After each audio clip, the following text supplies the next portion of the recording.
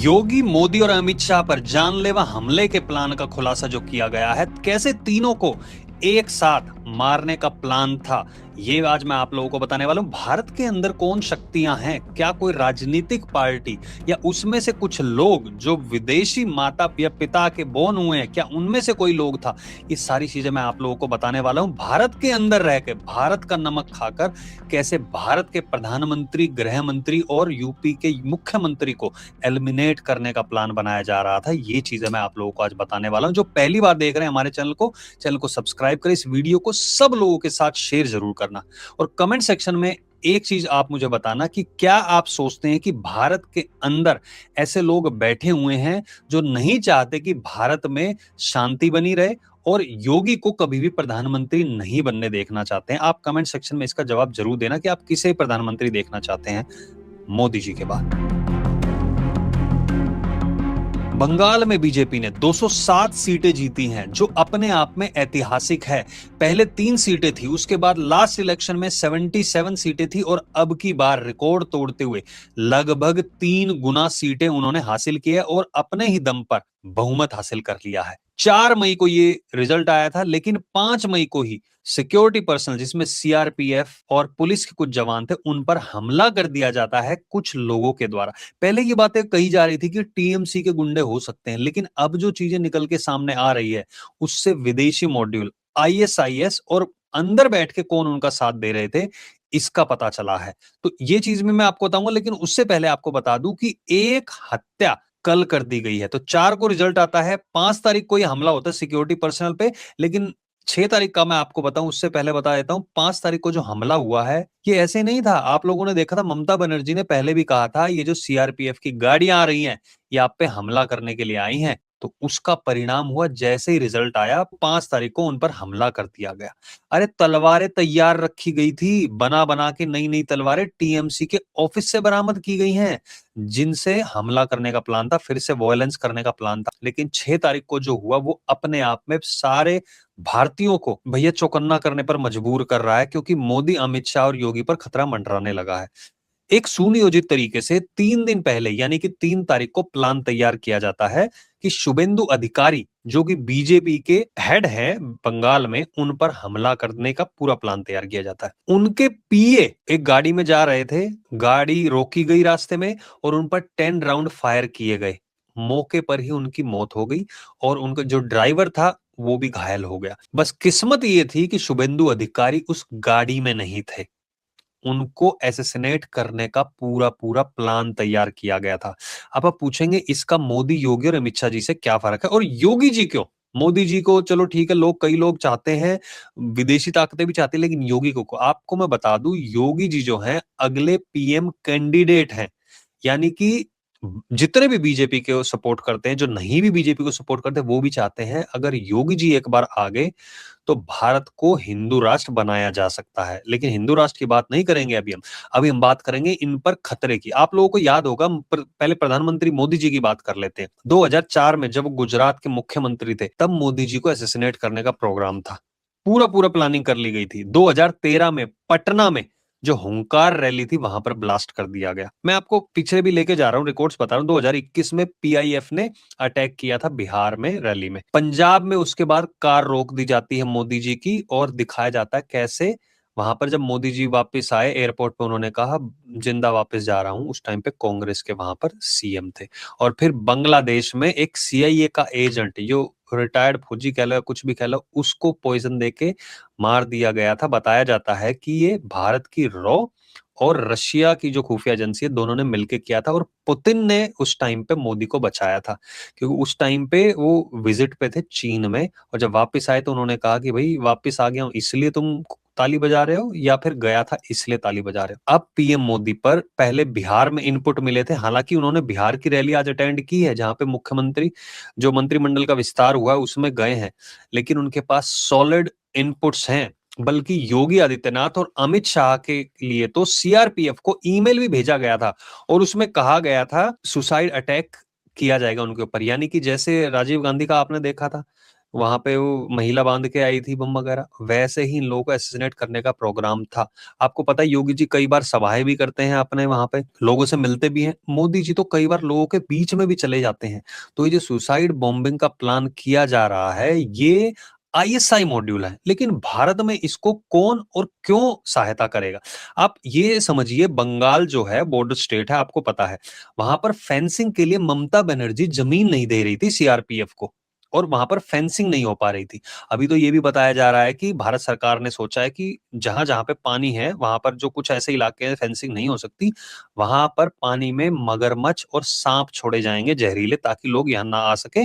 और कुछ human commission इसके ऊपर सवाल भी उठा रहे कि भाई ऐसे कैसे भारत कर सकता है। देखो, बॉर्डर जो इलाका है ना, वहां से बहुत संकरा रास्ता, यानी कि बहुत चौड़ा रास्ता नहीं है वहां पे, इसलिए उसको चिकन नेक कहा जाता है। अरे भाई, इंदिरा गांधी को आप इतना महान बताते हैं, तो 1971 में जब लाहौर तक पहुंच गई थी हमारी सेना, यहाँ पे अपनी जगह को चौड़ा क्यों नहीं किया गया चिकन नेक को?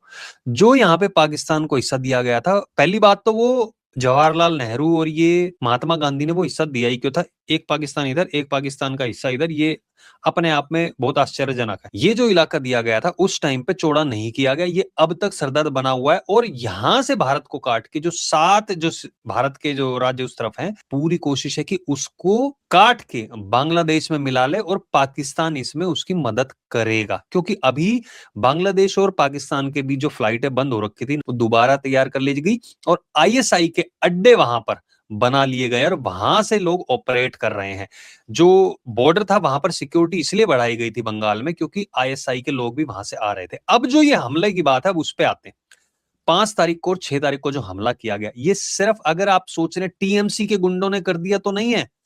आईएसआई के हैंडलर, आप लोगों को याद होगा, मैंने एक वीडियो बनाई थी, उसमें बताया था, जो सोलर पावर्ड बैटरी से चलते हैं, वो सीसीटीवी कैमरे इंस्टॉल किए गए थे। कहां कहां पे? जहां पर सीआरपीएफ, जहां पे हमारी सेनाओं के दफ्तर हैं, या फिर जहां पे हमारी सेनाएं रुकती हैं वहां पर, और ट्रेन स्टेशनों पर, वहां पे ऐसे चाइनीज कैमरे लगाए गए थे, जिनकी सारी फुटेज कहां जा रही थी?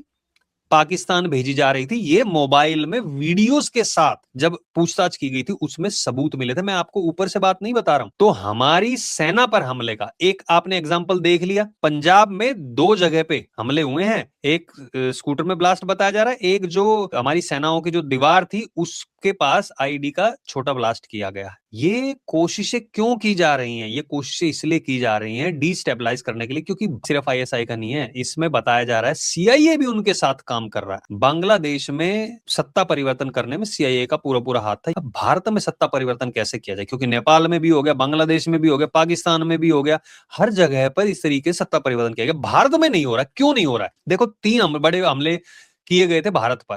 पहले आतंकवादी हमले होते रहते थे, हमारी कांग्रेस की सरकार थी, वो कह देती थी कि भाई लेटर लिख दिया कि हम कंडेम करते, बात खत्म। कभी भी जवाब नहीं दिया गया। लेकिन जब उड़ी अटैक हुआ तो सर्जिकल स्ट्राइक की गई, पुलवामा अटैक हुआ तो उसके बाद बालाकोट एयर स्ट्राइक की गई, और फिर जब पहलगाम हुआ तो ऑपरेशन सिंदूर किया गया। एक मैसेज साफ दे दिया गया उन लोगों को, भाई अगर तुमने हमारे देश के लोगों का खून बहाया तो सालों घर में घुस के मारेंगे। और ये भारत ने सिर्फ बोला नहीं है कि मोदी ने कहा कि हम छोड़ेंगे नहीं, ये करके दिखाया है। जहां पे वो नमाज पढ़ते हैं मस्जिद में, वहां पर आतंकवादी थे, वहां पे भी हमला किया है। एक मैसेज साफ कर दिया है, तुम चाहे ह्यूमन कमीशन की आड़ में रहो या किसी की आड़ में रहो, जब हमें हमला करना होगा ना, हमें पता है आतंकवादी कहां छुपे हुए। तुम चाहे प्राइम मिनिस्टर के ऑफिस में बिठा लेना उन आतंकवादियों को, वहां पे जाके सर्जिकल स्ट्राइक की जाएगी, वहां पे जाके सटीक हमला किया जाएगा। ये इंपॉर्टेंट किस लिए हो जाता है? ये इंपॉर्टेंट इसलिए भी हो जाता है कि बंगाल को अलग करने का जो पाकिस्तान प्लान कर रहा था, और उसमें साथ उसका जो विदेशी ताकतें दे रही थी, भारत में बैठे कुछ लोग उसके उनके साथ थे। और कौन लोग थे उनके साथ, ये शायद मुझे आपको बताने की जरूरत नहीं है, मैं आपसे पूछूंगा कमेंट सेक्शन में बताना। लेकिन एक बात साफ हो गई है, मोदी, अमित शाह और योगी जी की जान को जो अभी खतरा है वो बना हुआ है, क्योंकि ये जो आतंकवादी हमले पहले होते थे, 70% आतंकवादी हमले कम हो गए हैं। आप जीरो नहीं कर सकते हैं, वो लोग अपनी तरफ से कोशिश करते रहेंगे, कहीं ना कहीं से घुसने की कोशिश करेंगे, क्योंकि हमारे देश में ही कई लोग होते हैं जो 5-5 हजार, 20-20 हजार रुपए लेके उनके काम करते हैं। जैसे ये सीसीटीवी इंस्टॉल की बात बताई ना मैंने, सिर्फ मुसलमान नहीं, उसमें कई हिंदू भी थे। अरे भाई, जब वो आए थे, अंग्रेज आए थे, और वहां से जो मुगल आए थे, अंदर से ही तो दरवाजा खुला था, वही ये अंदर से दरवाजा खोलने वाले हैं, और ये वो लोग हैं सेक्युलर जो लोग होते हैं, पैसों के लिए कुछ भी कर देते हैं। तो ये हमले होते हैं, लेकिन 70% कम किए गए, और कन्विक्शन रेट जो है 95% कर दिया गया है। जिसको भी पकड़ा जाता है या तो मौके पर एलिमिनेट, या जिसको पकड़ा जाता है जिनका साथ देते 95% लोगों को सजा दी जा रही है। और जो उनके साथ देते यूएपीए एक्ट लगाया जा रहा है, किसी को बख्शा नहीं जा रहा है। वहां पे हमला हो गया पंजाब में, पंजाब का जो डीजीपी है वो कह रहे हैं इसमें आईएसआई और खालिस्तानी का लिंक लग रहा है। पंजाब का जो सीएम है, जो शराबी जिसको कहते थे पहले, अब पता नहीं छोड़ी है नहीं छोड़ी है, वो बंदा कह रहा है इसमें बीजेपी का हाथ हो सकता है। उन्हीं का डीजीपी, पुलिस कह रही है हमें सबूत मिले कि इसमें आईएसआई और खालिस्तानी का हाथ है। आप सोचिए, केजरीवाल जहां जहां जाता, मैं कह रहा हूं केजरीवाल इस देश के लिए बहुत ज्यादा खतरनाक है। राहुल गांधी को आप कहते होंगे, लेकिन केजरीवाल बहुत खतरनाक आदमी है भारत के लिए। मैं आज कह रहा हूं, अभी मानिए या बाद में मानिए, आपकी मर्जी है। तो अब क्या कर रही है भारत सरकार, इस पर कोई छूट नहीं दे रही है। तो ये लोग सोच रहे हैं जब तक मोदी, अमित शाह और योगी की त्रिमूर्ति रहेगी, तब तक हम भारत का कुछ नहीं बिगाड़ सकते हैं। इसलिए ये लोग इन तीनों को एलिमिनेट करना चाहते हैं। प्लीज इस टाइम पे जनता के बीच में ना जाया जाए, क्योंकि देश के लोगों को आपकी सुरक्षा की चिंता है। हाँ, आई नो बहुत बड़ा घेरा होता है और वहां पे नहीं आ सकते, लेकिन ये लोग हमला किसी भी तरीके से कर सकते हैं। और अगली वीडियो में मैं आपको बताऊंगा कि भारत के अंदर कैसे हिंदुओं के खिलाफ साजिश रची जा रही थी। तो प्लीज इस वीडियो को आप लोग सब लोगों के साथ शेयर जरूर करना, क्योंकि ये चीज सब लोगों के सामने आनी बहुत ज्यादा जरूरी है। और अगर आप लोगों को वीडियो अच्छी लगी हो तो हमारे चैनल को सब्सक्राइब करें, फॉलो करें, और ऐसी वीडियो के लिए बहुत बहुत धन्यवाद आपका वीडियो देखने के लिए। जय हिंद, जय भारत।